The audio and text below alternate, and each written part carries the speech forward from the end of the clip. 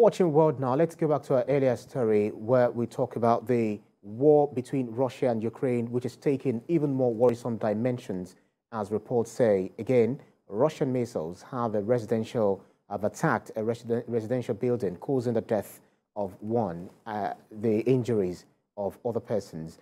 This comes as the US, the EU are considering more sanctions on Russia for conducting an unconstitutional referendum in Ukraine. Let's talk to our guest who is joining us from Liverpool, Liverpool Hope University, Dr. Bola Adediro. Thank you so much for joining us. I was trying to find out from you, because it's been reported that 7 Russian missiles hit civilians who were sleeping peacefully at their homes.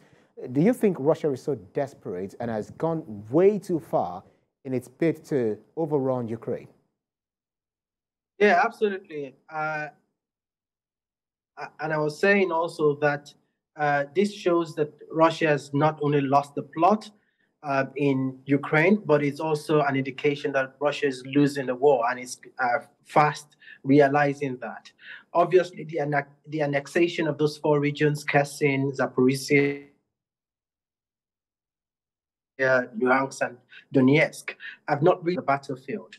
And this is an act of desperation in many sense, because it has attacked a city that is effectively in Ukraine hands, but it's a region that is just recently annexed. So on one hand, it is quite contradictory, because if Russia is saying that these are Russian citizens and this Russian region, this supposed Ukrainian region has now been added has now been annexed as the Russian region, that is a bit ridiculous that Russia, again, it's just an indication of the realities of the battlefield, which is that Russia does not have effective control in parts of those regions that it's annexed. We hope the network is going to be very merciful on us as we have this conversation, but we'll try as much as we can to get as much information from you.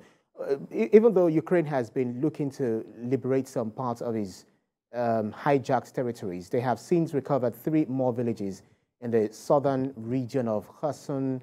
How would you describe Ukrainian progress in reclaiming its lost territories? Well, I think that what's been happening, if you can hear me very well, I think what has been happening is that everyone is surprised by the offensive of the Ukrainian military.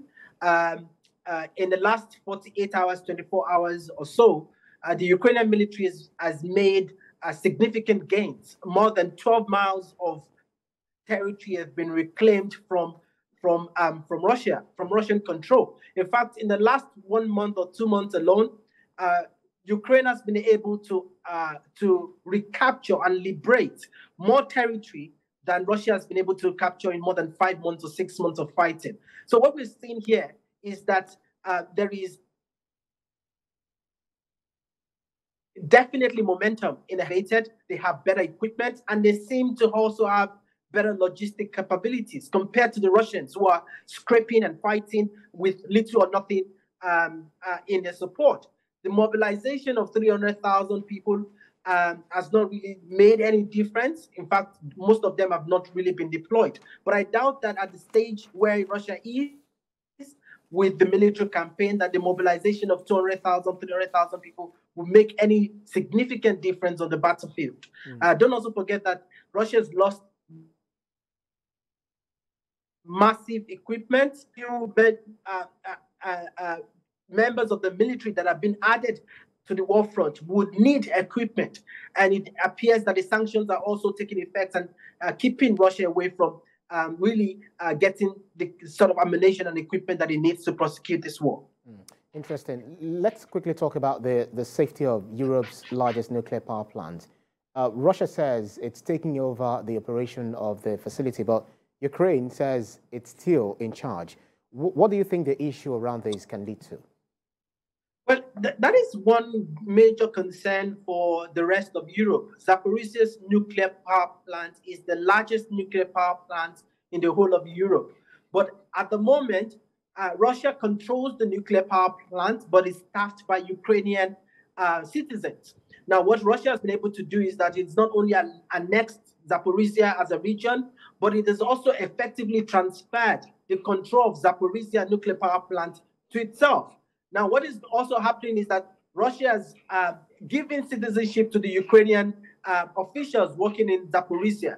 So it's quite interesting because on one hand, Russia is effectively arguing that it has control, but these are obviously illegal ways of going about annexing and also gaining territories. These are still Russian, Ukrainian citizens. And for what Russia says, doesn't matter in terms of really transferring control to itself. Well, four leaks were, from the Nord Stream were discovered on Monday last week in the Baltic Sea off the Danish island of Bornholm. So 2 of the leaks were located in the Swedish exclusive economic zone and the 2 others in the Danish one. Do you also suspect any sabotage?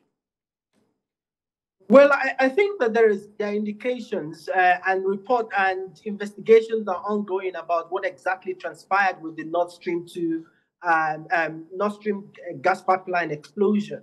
But there are indications that it's most likely going a case of sabotage. Now, who is responsible for that? Your guess is as best as mine. No one really knows at the moment. Accusations have been flying that it's a Russian job. Some have even made a preposterous allegation that President Biden is behind it because President Biden wants to win Europe off Russian gas. But nobody knows at the moment. Investigations are going, and we all await what comes of those investigations to tell us exactly what transpired. You see, Dr. Adediran, the world is actually tired of, the belligerent countries, Russia, Ukraine, Russia trying to overrun Ukraine and the impact it's having on the world economy. Do you see, or do you foresee any end in sight?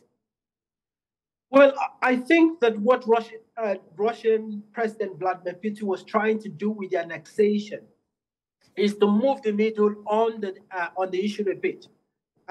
Once those regions have been annexed, he was looking for an opportunity to sit down with the Ukrainians and to begin to hash out how there will be a sort of an end to this conflict. But what he is not bargained for also, and what maybe he has bargained for, but what he's blind to, is that the Ukrainians are not going to relent until they get back all the territory that is in their control, including Crimea.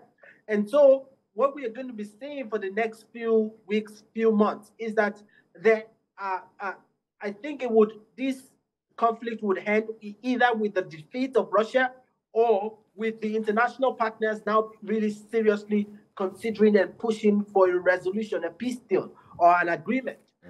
Because otherwise, it seems that this can go on as long as possible. In fact, some people are suggesting that we can still be talking about Ukraine war for the next 4 or 5 years until 2025, 2026. And of course, that's not good for the rest of the world. It's not good for Africa because of our dependence on Ukrainian wheat and agriculture.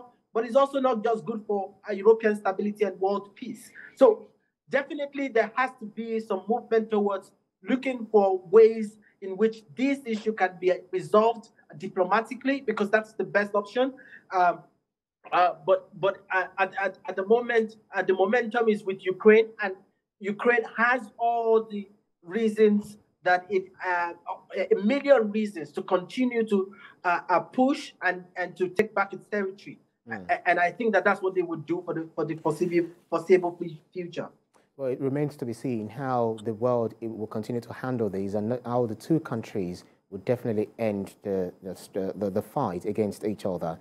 A lecturer of politics and international relations of the Liverpool Hope University, Dr. Bola Adediran, thank you so much for your keenness of insight. Thank you very much.